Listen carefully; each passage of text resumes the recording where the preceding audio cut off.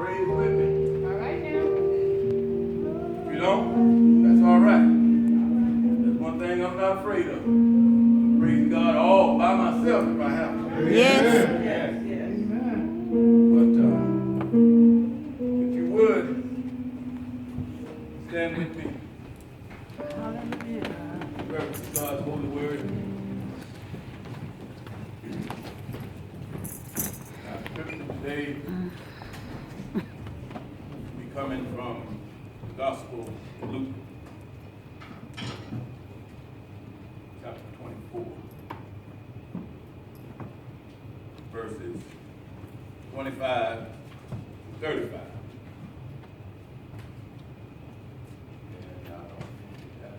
And not please follow these Bibles. Verse 25.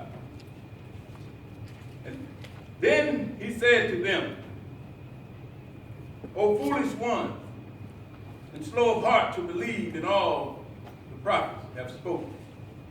Ought not the Christ to have suffered these things and to enter into his glory?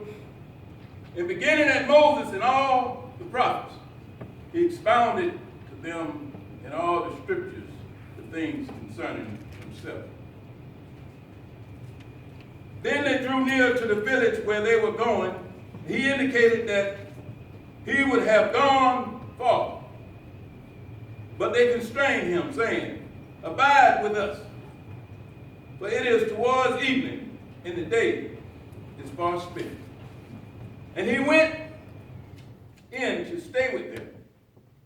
Now it came to pass, as he sat at the table with them, that he took bread, blessed and broke it, and gave it to them. Then their eyes were opened. They knew him, and he vanished from their sight. And they said to one another, Did not our heart burn within us while he talked with us on the road? And while he opened the scriptures to us. So they rose up that very hour and returned to Jerusalem, and found in the 11 those who were with them gathered together, saying, The Lord is risen indeed, and has appeared to Simon. And they told about things that had happened on the road, and how he was known to them in breaking of bread. This is the reading of God's word, God's people. Amen. Amen.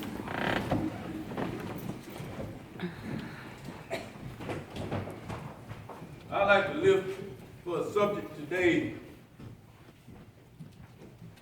the first supper.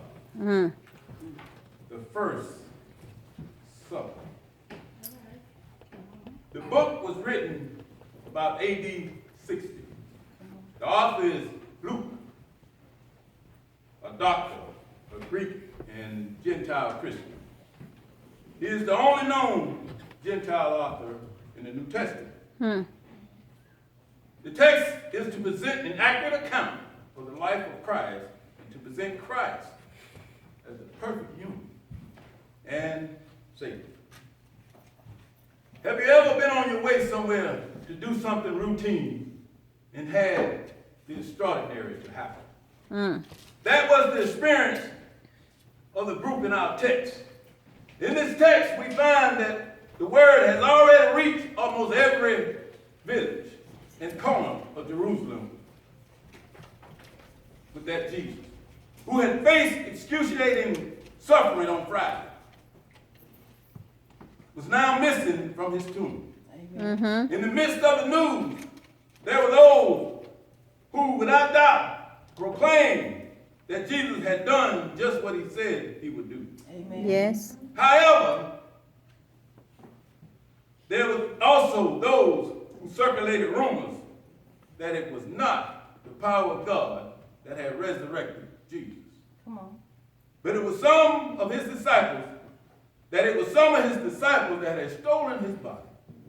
A lie that attempted to diminish any authority given to the power of the resurrection. Amen.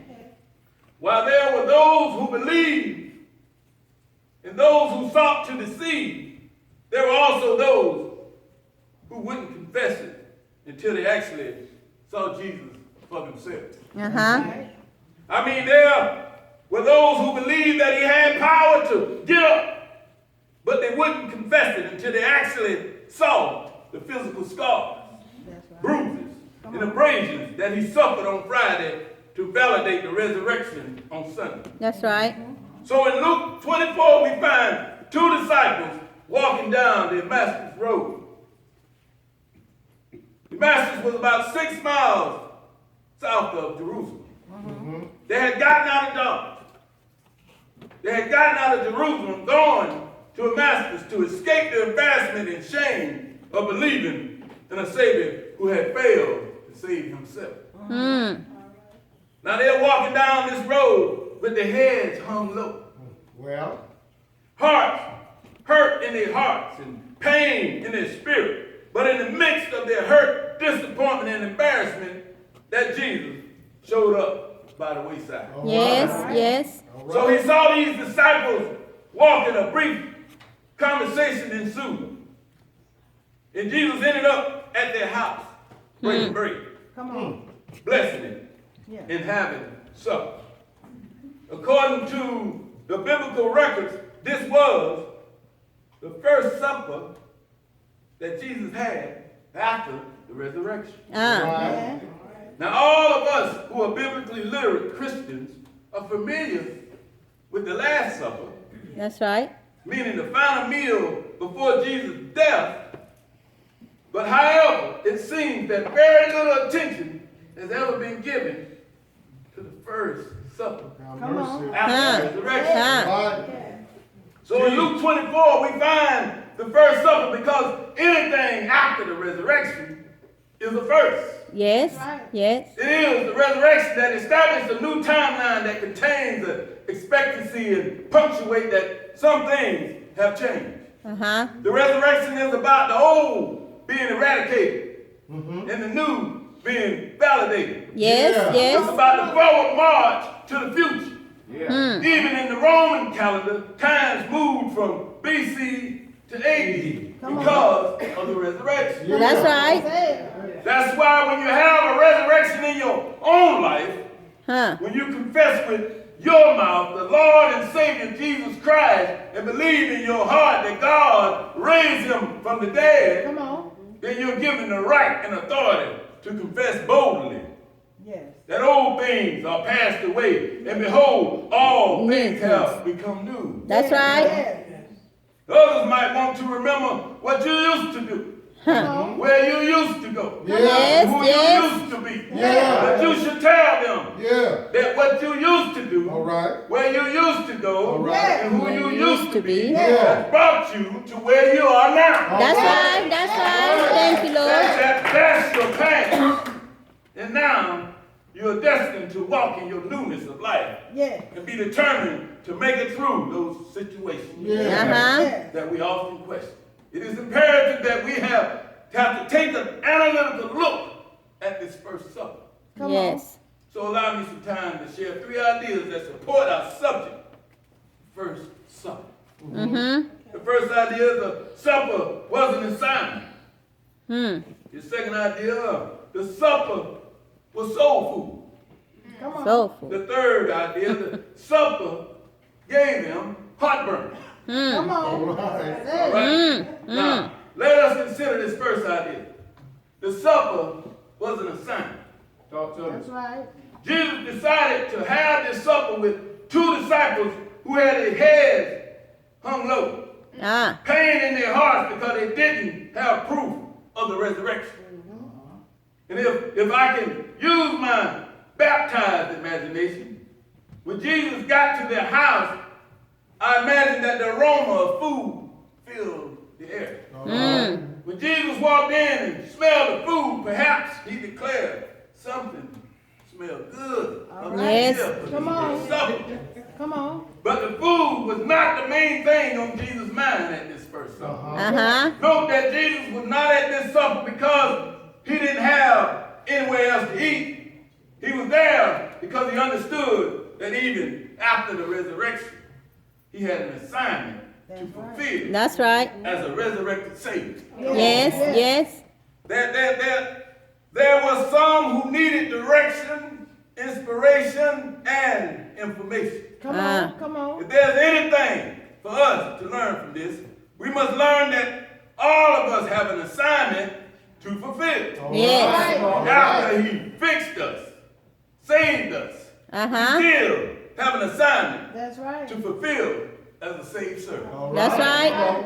And if we are going to be effective in the 21st century with whatever ministry God has given us, it is important for us to know how to discern our assignment. Come on. Mm. Too many times the church is ill-equipped, potentially goes unfulfilled because too many people in the church are simply missing their The assignment. assignment. That's right. Amen. Everybody is not called to preach. Uh-huh. Everybody is not called to teach. Indeed. Everybody is not called to prophesy. That's right. But everyone is called to do something. That's right. That's right. Come on. We miss our assignment because we think that the assignment must be at a lofty level. Mm. But in truth, the assignment begins when we detect a need in our family, our Yes. church, Yes. our community, Yes. in the company where we work, Yes. the school we attend or our children attend, or a relationship that we're in. Uh-huh. Don't be distracted by so-called grander things of life and overlook the areas of need that God has appointed as your assignment. Yes. Right. Yes. Come on. We need more I go disciples. Hmm. Big assignments, I go. Small assignments, I go. Nobody else wanted assignment. I Except go. me, I go. Mm-hmm. Yes. Your assignment may be caring for a parent with Alzheimer's. Ah. Maybe your assignment is being on a job that you really don't like. Come on. Mm. Come on. Because there are times when God will place us in jobs, not just to do the job, but to reach the people around us. Yes. Yes. Help them and us grow. That's right. That alone just may be your assignment. That's right. I know there are some people you must minister to who are ungodly and who have no sense of purpose and no sense of the will of God for their lives. That's right. You often wonder why God ever gave you a call to deal with these people. But know that the assignment is not about you. It's all about God. Yes. Whether your assignment is something others are already doing something of unique design, it is your assignment. Mm-hmm. It is the need you have been called by God to fill. Yes. It is the time for you to possess and take proper ownership of the time and call that God has deposited in your spirit. Mm-hmm. There's always a senior citizen in the community or in your church who need a ride or some help sometime. Yes. There's always a child who needs a mentor to guide, motivate, and challenge him or her for success. Yes. There's always room for another choir member, Uh-huh. another usher, another van driver, or a worship leader. Again, kingdom assignments are not all at the lofty heights. Mm-hmm. Your seat at the table could be right where you are. Mm-hmm. You could actually be performing your assignment right at this moment. Yes. Yes. Amen. How many of you believe an assignment from God could be just coming to Sunday school, Yes. Yes. coming to church, Come on. or even coming to Bible study? Uh-huh. Not only was Jesus on assignment at this supper, but consider for a moment that the supper was soul food, Come Hmm. on. which is our second idea. Say it. Some may think I'm talking about soul food, such as collard greens, Mm. fried chicken, mac and cheese, string beans, black-eyed peas, candy yam, cornbread, and a little nana pudding, as we may say. But I'm sorry, y'all, Thanksgiving has passed on. This was not the Christmas first time Jesus had broken bread with the disciples and blessed it. In the upper room at the Last Supper, before the resurrection, he took bread, broke it, and blessed it. Yes. And at the Last Supper, he broke the bread to show what was about to happen to him. Mm-hmm. But here, y'all need to hear me on this now. Here, at this first supper, he was breaking bread to show the disciples what was about to happen to them. Them. All right. Uh-huh. All right. Go back and read the text. All right. Get an understanding. What Jesus was essentially trying to show the disciples was that once your eyes are open and you begin to proclaim that you know the Father because you know Jesus, the persecution will break out. Yes. In other words, Yes. after the disciples confessed him, Jesus wanted them to know that they would be unpopular among a lot of folks. Uh-huh. They were setting themselves up to be dehumanized, rejected, and disrespected. Mm-hmm. Come on. Facing all this, they needed some soul food. They needed to be strengthened. Mm. And so do we. Yes. Same reason. Yes. The disciples had Jesus in the flesh as their soul food. Mm-hmm. We have the Bible and the Holy Ghost. Yes. And we have to lean on both of them Yes. for our strength. Yes. In times like these, we need strength and soul food more than ever. Amen. Why do we need it? Because the world is broken and out to break us. Mm. Jesus wanted the disciples and us to know that we're operating in a broken world that would try to break us. Well. However, let us never forget that not only did Jesus break bread, but he also blessed it. Yes. Yes. Yes, you might be broken, but the good news says you're still blessed. Blessed. Right. Amen. As a matter of fact, I found that some of the best blessings in my life came while I was broken. Yes. That's And right. you're blessed because it's in your brokenness that God is refreshing to you, Uh-huh. strengthening to you, Uh-huh. directing to you. Uh-huh. That's why you can go through certain situations that's supposed to annihilate you. Hmm. But through it all, Through it all. God blesses you. Instead of staying torn up, you became fixed up, Yes. Yes. made up, and raised up. Yes. Because God knows how to bless his children. Yes. He Yes. will make folks look at you and wonder how you made it over. Uh-huh. Or they'll make you be like, I don't know if y'all ever saw the movie Color Purple when Whoopi Goldberg said, I might be ugly, Come but on. I'm still here. That's right. That's right. You might be broken, but you're still blessed because no weapon formed against you shall prosper. Yes. Hallelujah. Every tongue that rises against you, God shall condemn. Uh-huh. You're blessed because he that is within you is greater than he that is in the world. That's right. That's You right. might be broken, but you're still blessed. Yes. Blessed going in and blessed Yes, going coming out. out. Yes. Now let's consider our third and final idea. There's something else to be said about this first supper. That is, after Jesus finished feeding their souls, they had heartburn. Come on. Come on. Now understand that they didn't get heartburn from consuming physical food. So I'm not talking about acid reflux or GERD as they call it in VA. While Jesus ate their food, he also fed them food, Yes. which was manna from on high. Uh-huh. The Bible says he opened up to them the scriptures and began to preach unto them the word of God, beginning with Moses and the prophets, and all things concerning himself, which was in verses 25 through 27. They did not get heartburn from the bread that Jesus broke at the table, but their hearts burned within.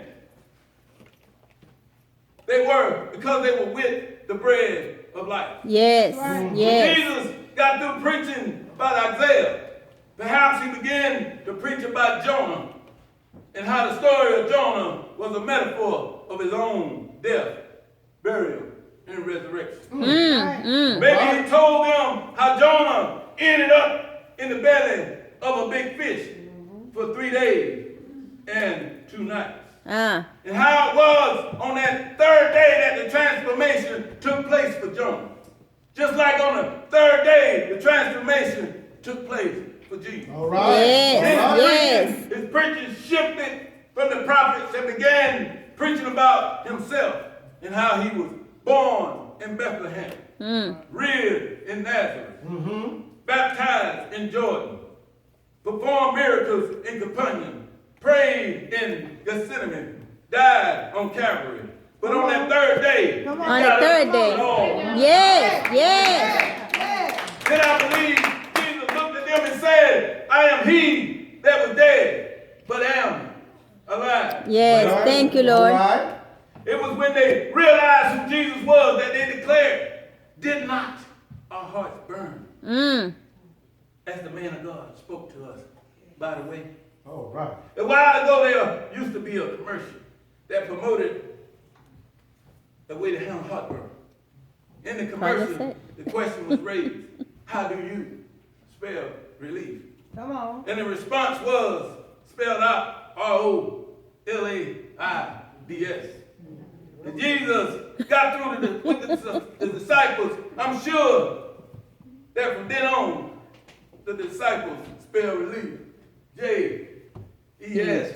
U.S. U-S. Come on. Mhm. Come Now, on. how do you All spell right. relief? Come on. Uh-huh. Here's what I believe.